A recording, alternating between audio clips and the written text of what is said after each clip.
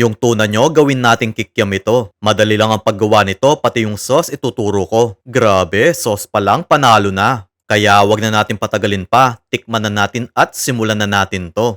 Gagamit tayo ng isang latang tuna. Pwede naman kahit fresh na isda ang gamitin nyo. Basta alisin nyo lang yung tinik nito. Bawang, isang pirasong shrimp cubes, paminta, at 2 kutsarang mantika. Isang tasang harina, 1/4 cup cornstarch, baking powder, baking soda, at malamig na tubig. Guys, laging nasa dulo ng video ang complete list of ingredients. Magbudbud tayo ng harina para hindi dumikit. Ilagay muna natin yung mixture sa bowl. Then, masahin natin to.